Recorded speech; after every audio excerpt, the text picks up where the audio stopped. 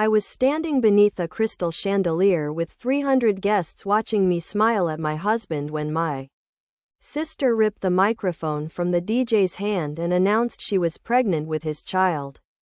The ballroom went silent. My mother's champagne glass slipped from her fingers and shattered against the marble floor.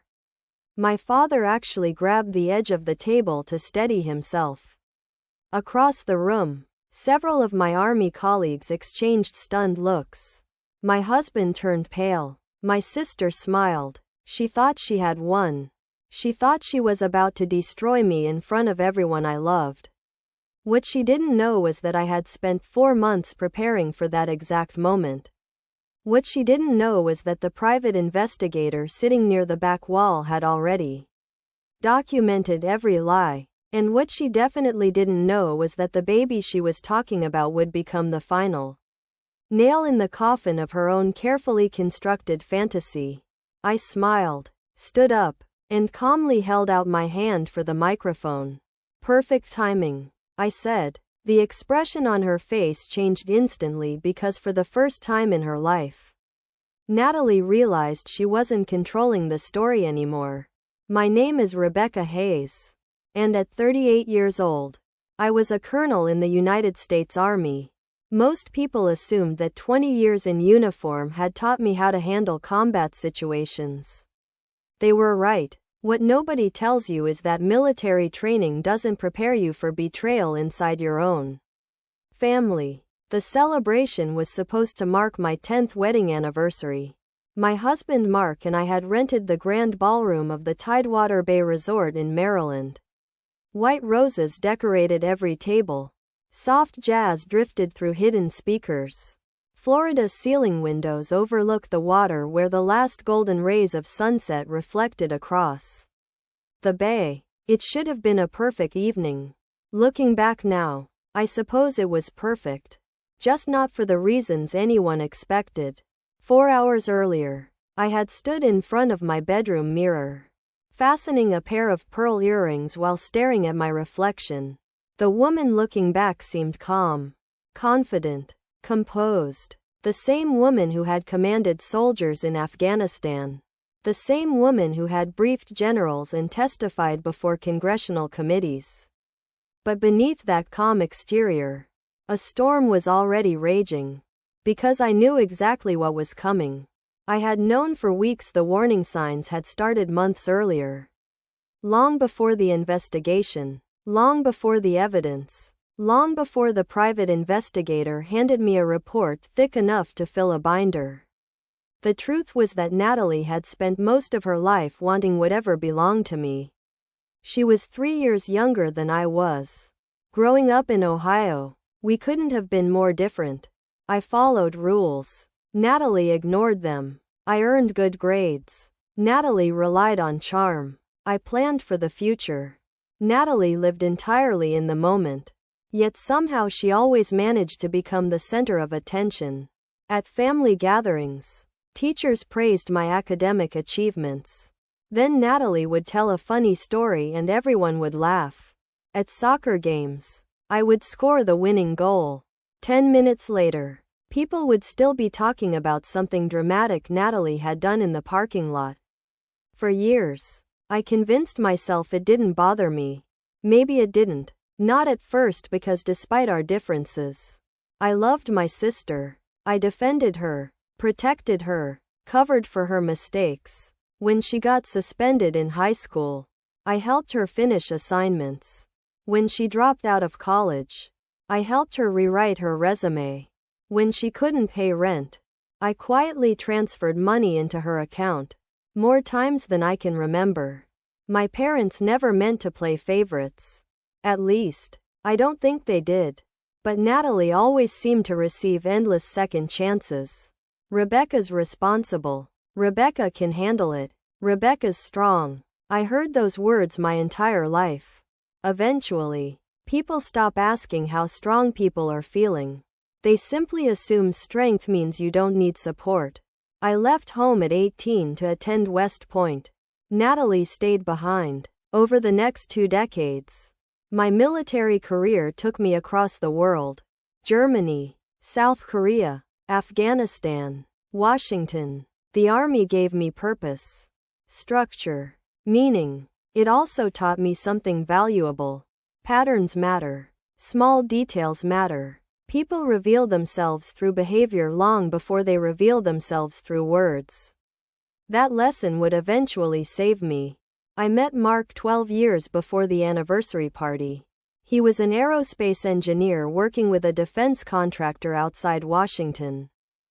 We met during a charity fundraiser supporting wounded veterans. He was intelligent without being arrogant, kind without being weak, confident without needing attention. For the first time in my life, I felt completely understood. We married 2 years later. The marriage wasn't perfect. No marriages. But it was good, stable, comfortable, trustworthy. At least that's what I believed. Natalie loved Mark from the moment she met him. At the time, I interpreted that as approval. She laughed at his jokes, texted him memes, included him in conversations. Mark seemed comfortable around her.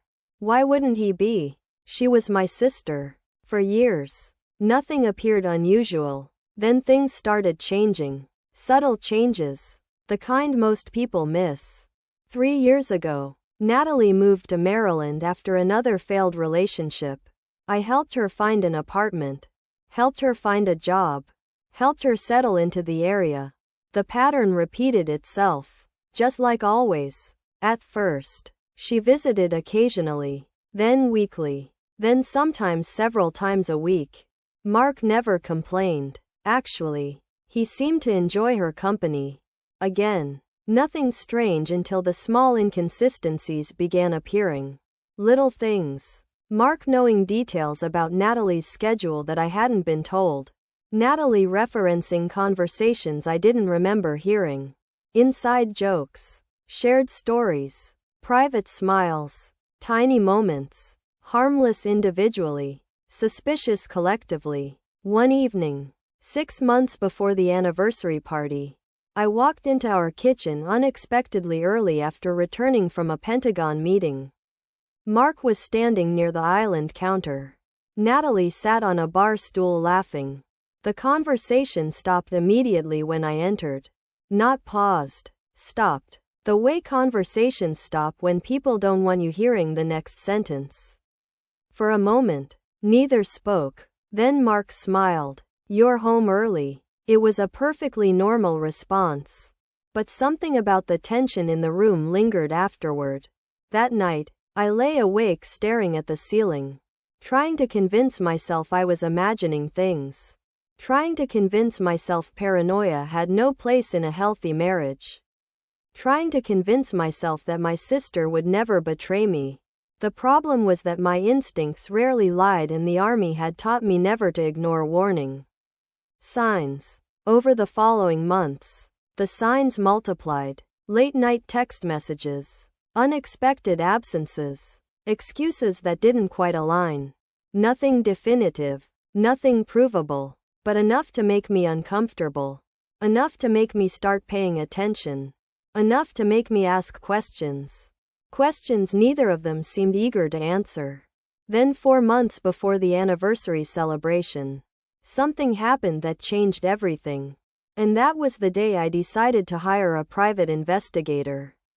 What he discovered would eventually bring 300 guests to absolute silence and turn my sister's greatest moment of triumph into the worst mistake of her entire life. The first report from the private investigator arrived on a rainy Thursday afternoon. I was sitting alone in my office at Fort Meade when my secure email notification appeared. For several seconds, I simply stared at the screen. Part of me didn't want to open it because as long as the report remained unread, there was still a chance I was wrong. There was still a chance my marriage was intact. There was still a chance my sister hadn't spent years pretending to love me while secretly destroying my life. Finally, I clicked. The document opened. 23 pages. Photographs. Dates. Locations. Observations. The first few pages appeared innocent enough. Mark and Natalie meeting for coffee.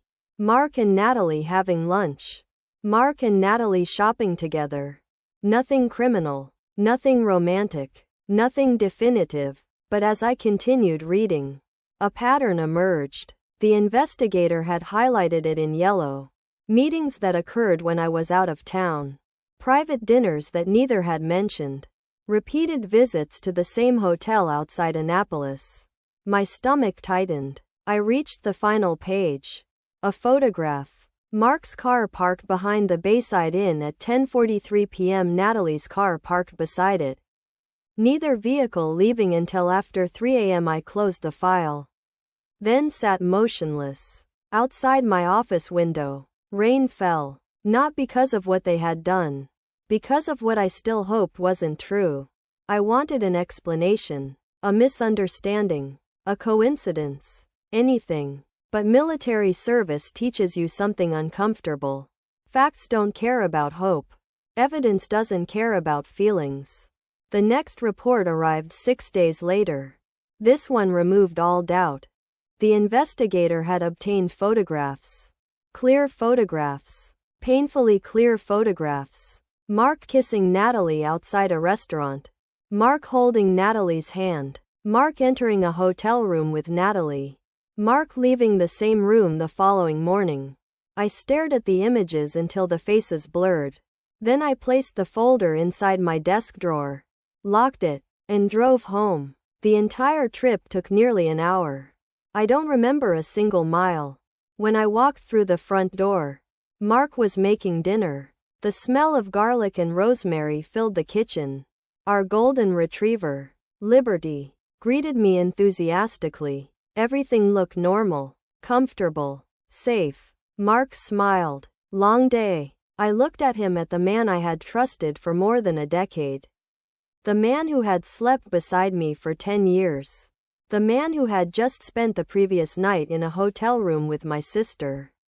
Yeah, I said quietly. Long day. He walked over and kissed my forehead. I nearly flinched. Not because I was angry. Because I suddenly realized I didn't know who he was anymore. That night, after he fell asleep, I sat alone on the back patio. The Maryland air felt cool against my skin. Liberty rested beside my chair. The moon reflected across the water beyond our property. I thought about Natalie. Not the woman she had become. The little girl she used to be. The girl who climbed into my bed during thunderstorms, the girl who cried when neighborhood kids bullied her. The girl I defended more times than I could count. How had we arrived here? The answer came sooner than expected. The third investigative report contained something far worse than the affair itself. It revealed motive, jealousy, obsession, years of resentment. The investigator had interviewed former coworkers, friends, and acquaintances. Several people described conversations with Natalie. At first, the comment seemed harmless. Then the pattern emerged. One former coworker reported hearing Natalie say, "Rebecca gets everything handed to her." Another remembered, "Everyone thinks she's perfect." A third statement stopped me cold. The woman recalled Natalie drinking at a birthday party and saying, "Honestly, I should have had her life." Not wanted, should have had. The distinction mattered because it wasn't about Mark. It had never been about Mark. The affair was only a symptom. What Natalie truly wanted was to become me. The career, the marriage, the respect, the stability, the life she believed had been unfairly given to someone else. For years, she had compared her reality against mine. And instead of building her own happiness, she had decided to steal mine. That realization hurt more than the affair because it transformed betrayal into something deeper. Something older. Something that had probably existed for decades. The investigator's next discovery confirmed it. Over the years, Natalie had repeatedly told people that my success came easily. That military promotions were political.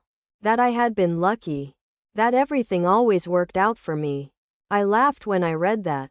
Not because it was funny. Because it was absurd. Easy. Lucky. I remembered sleeping in desert tents. Missing birthdays. Missing holidays. Missing funerals. I remembered 20-hour shifts. Combat zones. Friends who never came home. Nothing about my life had been easy. I earned every piece of it. Yet somehow, Natalie had convinced herself otherwise. The victim's story was easier than accountability. 3 weeks later, I received the largest report yet. 312 pages. Photographs. Financial records. Phone logs. Witness interviews. Hotel receipts. Text message screenshots. Everything. The affair had lasted nearly 11 months. 11 months. Almost an entire year. Long enough for thousands of lies. Long enough for hundreds of opportunities to stop. Long enough for both of them to choose differently. Neither had that evening. I sat alone in my car after leaving the investigator's office. The binder rested on the passenger seat. Heavy. Permanent. Undeniable. I cried harder than I had cried in years. Not loudly. Not dramatically. Just silent tears sliding down my face. Because grief isn't always explosive. Sometimes it arrives quietly. Sometimes it simply sits beside you. I thought about divorce. About confrontation. About walking away immediately. Instead, I called the investigator. "There's something else," he said. His voice sounded hesitant. "What?" A pause. "Then I believe your sister is planning something public." My stomach tightened. "What do you mean?" "We intercepted information suggesting she intends to reveal the affair during your anniversary event." Silence. The words settled slowly. Public 300 guests. Humiliation. Maximum damage. The investigator continued. "Based on what I've gathered, she wants everyone to know." I closed my eyes. For several seconds, I said nothing. Then something unexpected happened. The sadness disappeared. Not completely, but enough. In its place came clarity. The same clarity that had carried me through difficult military decisions. The same clarity that appears when emotion stops clouding judgment. Natalie wanted a stage. She wanted an audience. She wanted a moment where I looked weak, broken, defeated. For the first time in months, I smiled because she had just made a mistake. A very large mistake. If Natalie wanted a public performance, I would give her one. I wouldn't cancel the event. I wouldn't confront her. I wouldn't warn Mark. I would let them continue believing they were in control. Meanwhile, I would prepare every piece of evidence. Every document. Every witness. Every fact. The investigator agreed to attend the celebration quietly. Unnoticed. Ready when needed. 3 days before the anniversary party, he delivered the final binder. I carried it into my office and placed it on my desk. More than 300 pages. Enough evidence to destroy every lie they had built. As I stared at the thick stack of documents, I realized something important. I was no longer afraid of what would happen. I was only waiting for it to begin. And soon my sister would step directly into the trap she had spent months building for herself. 3 days before the anniversary party, I sat alone in my home office and read every page of the investigator's final report. The binder looked ordinary. Black leather, metal rings, a simple label on the front. Nothing about it suggested that it contained enough evidence to destroy 2 relationships and permanently alter an entire family. Liberty slept at my feet while I turned page after page. Hotel receipts, photographs, phone records, witness statements. By midnight, I had reached the final section.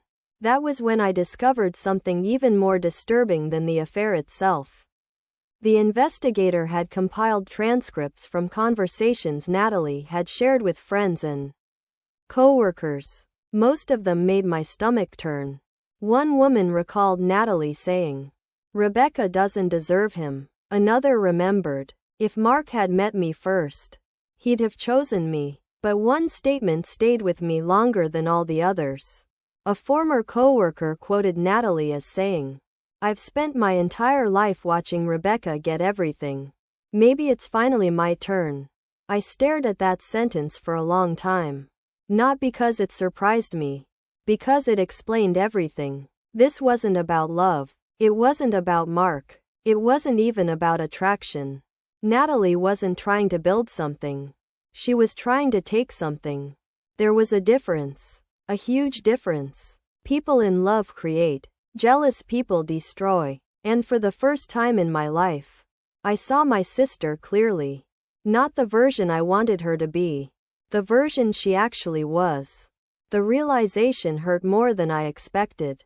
Because grief isn't only about losing people. Sometimes it's about losing illusions. For years, I had convinced myself that Natalie's selfishness was immaturity. That eventually she would grow up. Eventually, she would find stability. Eventually, she would stop competing with me. Instead, she had spent years nurturing resentment. Years convincing herself that my life belonged to her. The next morning, I drove to Arlington National Cemetery. Whenever life became overwhelming, I went there. Some people find peace in churches. Others find it in nature. I found it among rows of white headstones. I parked my car and walked slowly through the quiet landscape. The air felt cool. The sky was gray. A gentle breeze moved through the trees. I stopped beside the grave of a friend I had lost years earlier overseas.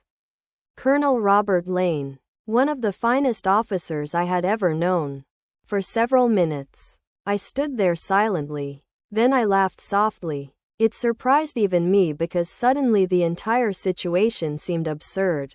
I had survived combat deployments, rocket attacks, military investigations, national security crisis, and somehow the thing threatening to break me was my own sister. The thought would have made Robert laugh.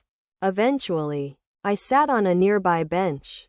For the first time in months, I allowed myself to stop thinking emotionally.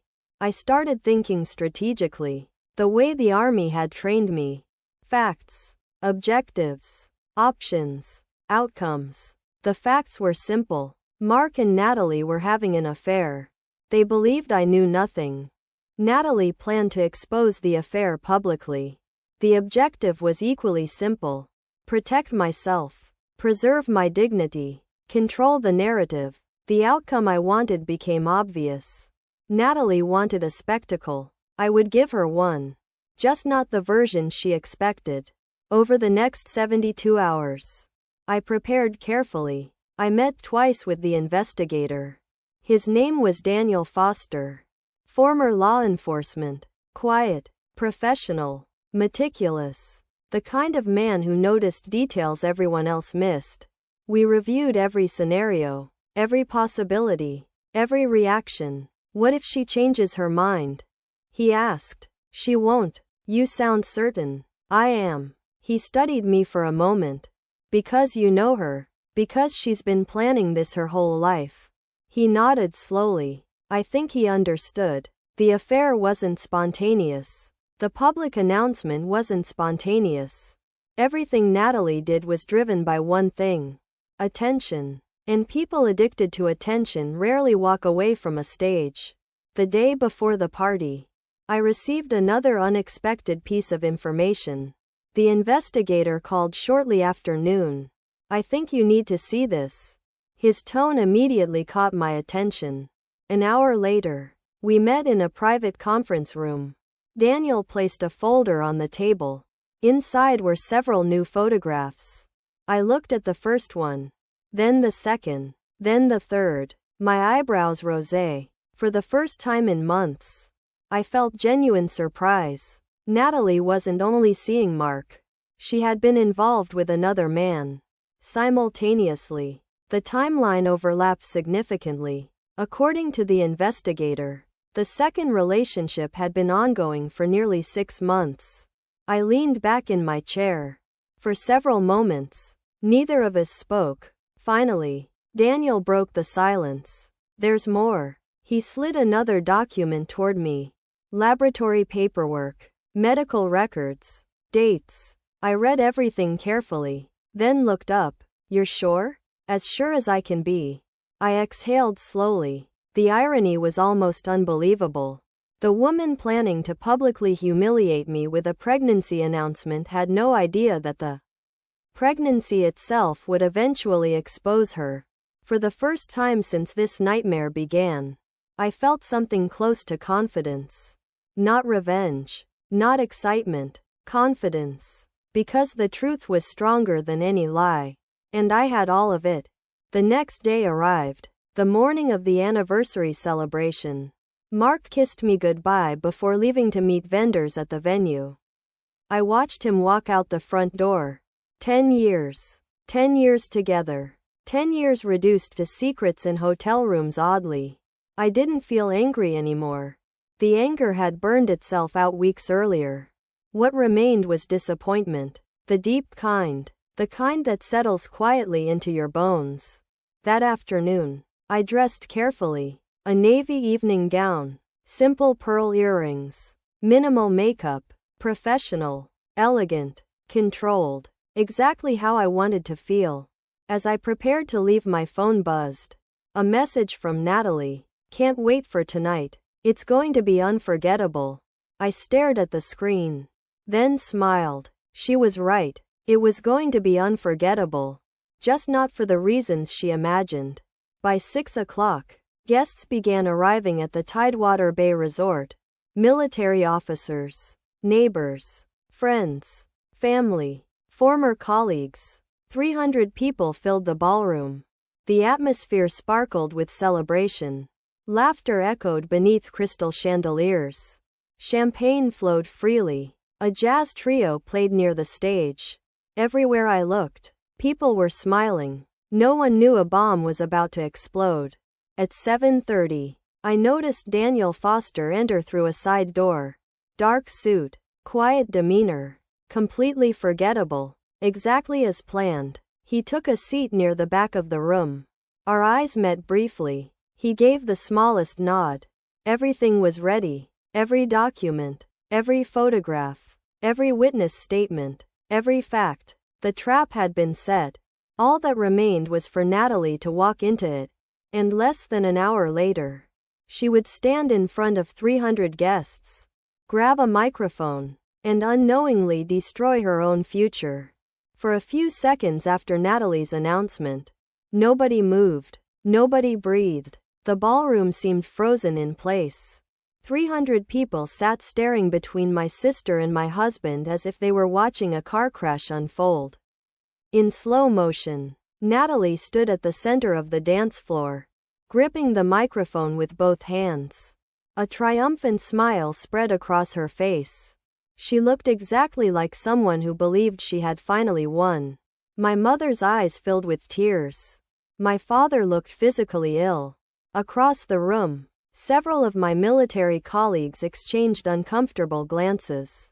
Mark stood so abruptly that his chair crashed backward onto the floor. The sound echoed through the ballroom. That's a lie. His voice cracked. His face had turned almost white. Rebecca, she's lying. I swear to God. Natalie laughed. Actually laughed. Really? She tilted her head. Do you want me to tell them about the Bayside Inn? Mark's expression collapsed. Then she continued. Or maybe the conference in Richmond.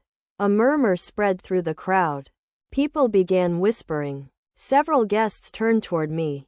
Waiting. Expecting tears. Expecting rage. Expecting a public breakdown. Instead, I calmly stood up. I smoothed the front of my navy dress.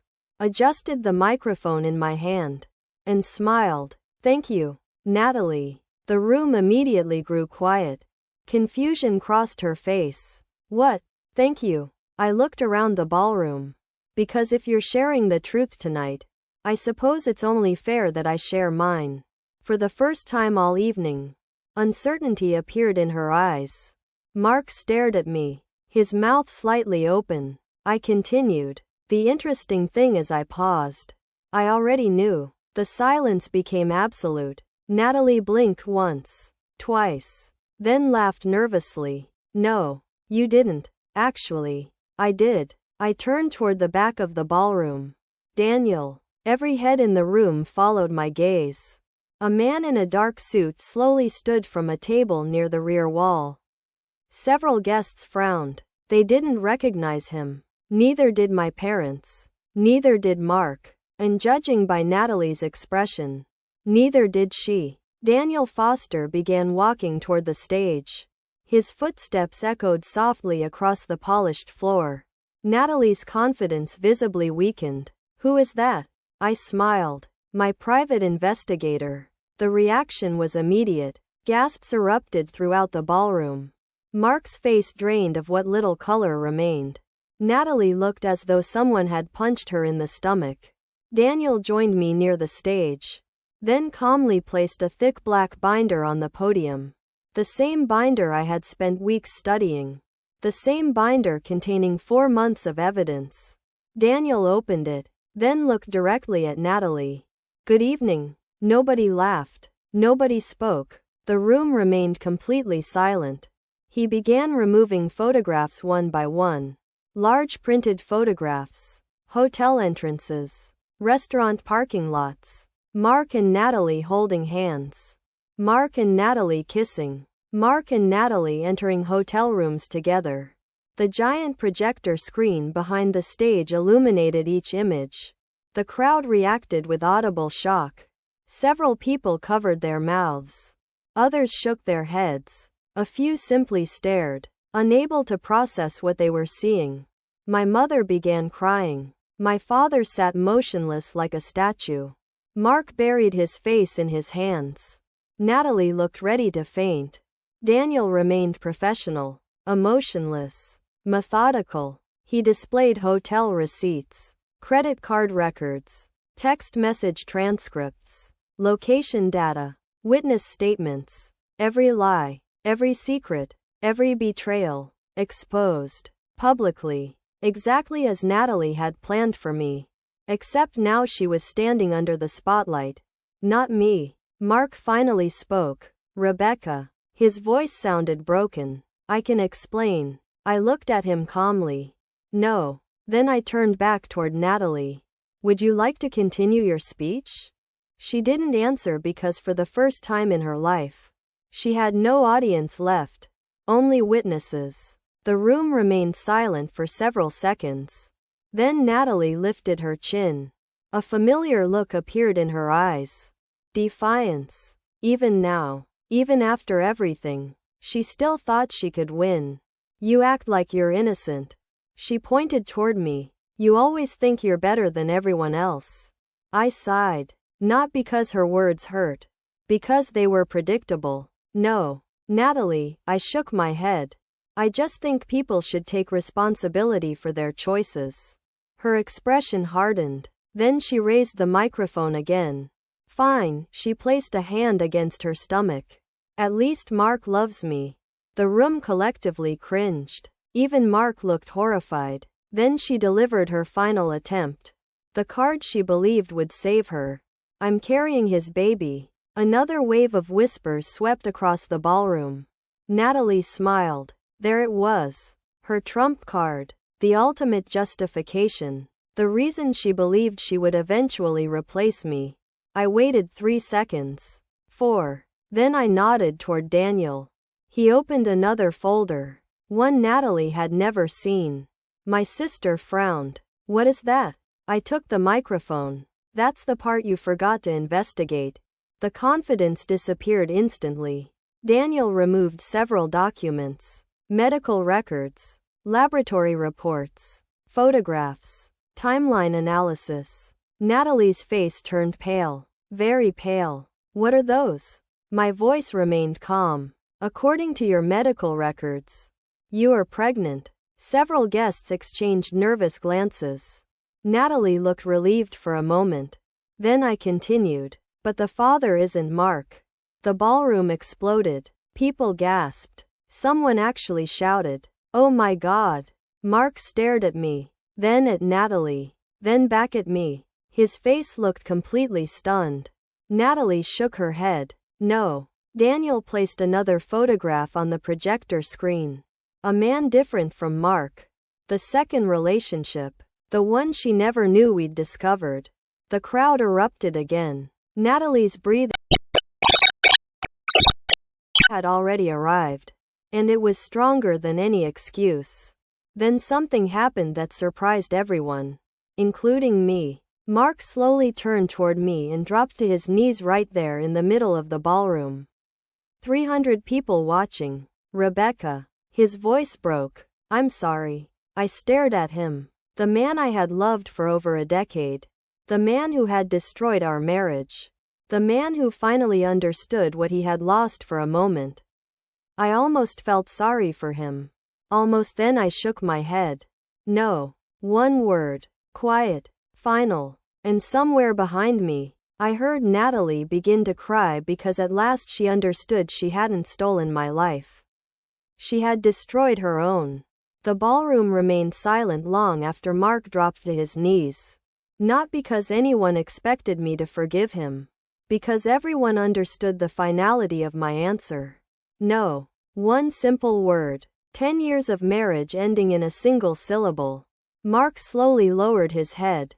For the first time since I'd known him, he looked completely defeated. Not embarrassed. Not exposed. Defeated. Natalie sat in a chair near the stage. Mascara streaking down her face. The confidence that had fueled her dramatic announcement was gone. The woman who had walked into the ballroom believing she was about to take my life now looked like someone watching her own collapse in real time. My father finally stood for several seconds. He simply stared at both of his daughters. Then he looked at Natalie. The disappointment in his eyes was unlike anything I had ever seen. Growing up, Natalie had always been able to talk her way out of trouble. Not this time. Not anymore. Natalie. His voice was quiet. She looked up hopefully as though she still expected someone to save her. Nobody did. My father shook his head slowly. I don't even recognize you. The words hit her harder than anything I had said. Her face crumpled because she knew they were true. My mother sat beside her, crying openly. Not only because of the affair. Not only because of the lies. Because somewhere deep down, both of my parents were beginning to realize they had helped create this situation. Years of excuses. Years of second chances. Years of treating Natalie's selfishness as harmless. Years of assuming I didn't need the same protection because I was strong. Strength can become its own punishment. People start expecting it, depending on it, taking it for granted. My father turned toward me. For a moment, neither of us spoke. Then he quietly said something I had waited my entire life to hear. We should have done better. My throat tightened. Not because it fixed anything. It didn't. Some damage can't be undone. But acknowledgement matters. Truth matters. And for the first time, my parents were finally looking at reality instead of excuses. The celebration ended shortly afterward. Many guests stayed behind to offer support. Several of my army colleagues hugged me. Others simply shook my hand. No speeches. No dramatic promises. Just respect. The kind earned through difficult moments.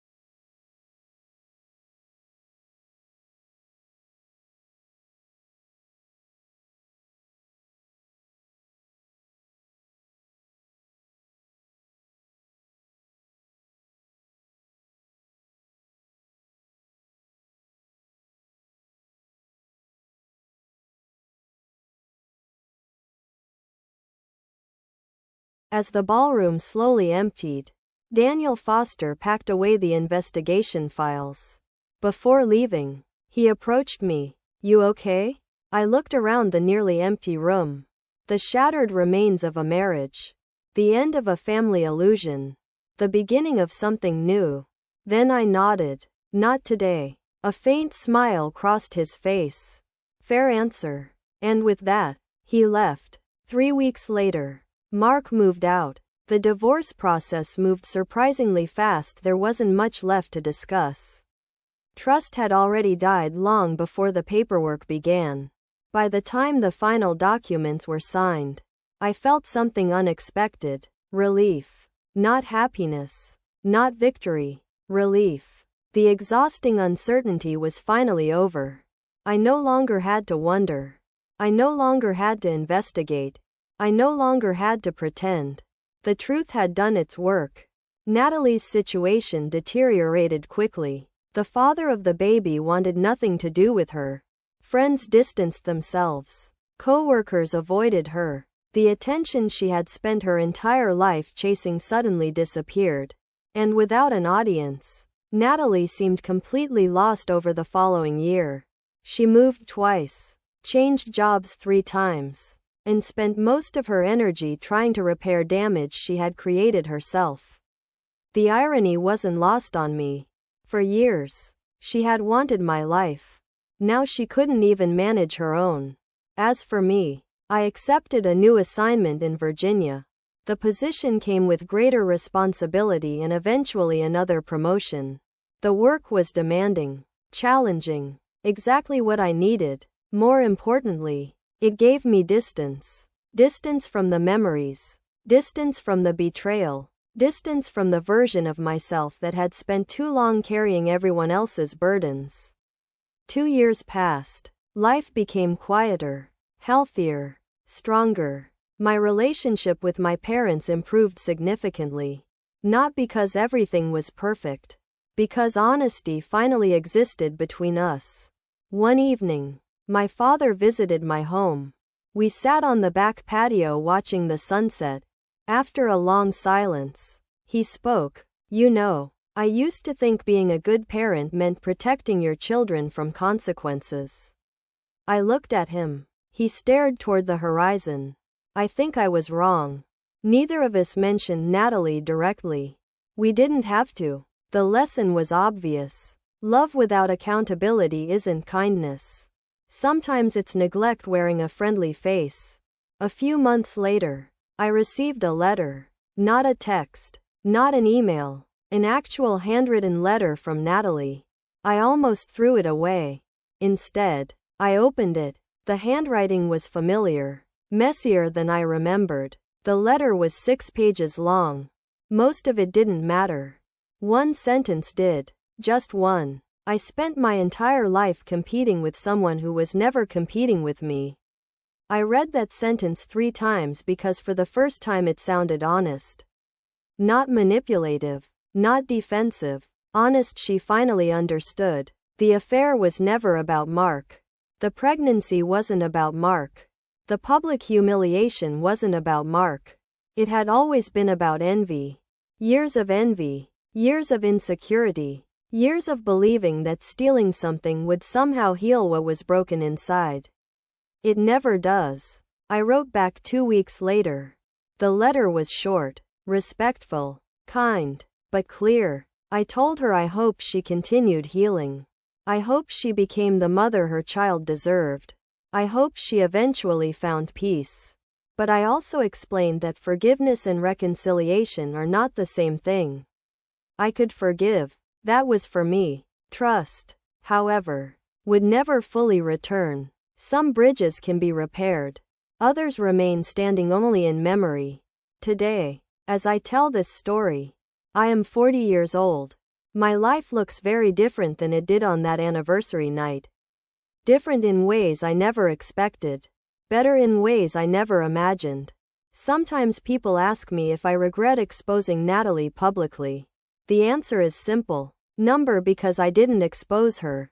The truth did. All I did was stop protecting the lies. And if there's one lesson I learned from everything that happened, it's this. The people who betray you often believe they're taking something valuable from your life. What they don't realize is that integrity, Dignity and self-respect can never be stolen, only surrendered. And I refuse to surrender mine. If you've ever been betrayed by someone you trusted, remember this: their choices do not define your worth.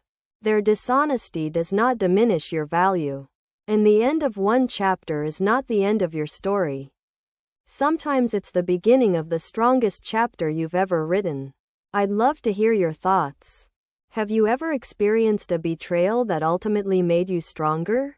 Share your story in the comments and let me know where you're watching from. We have many more powerful stories to share. So subscribe and join us on the journey. You never know which story might remind you of your own strength.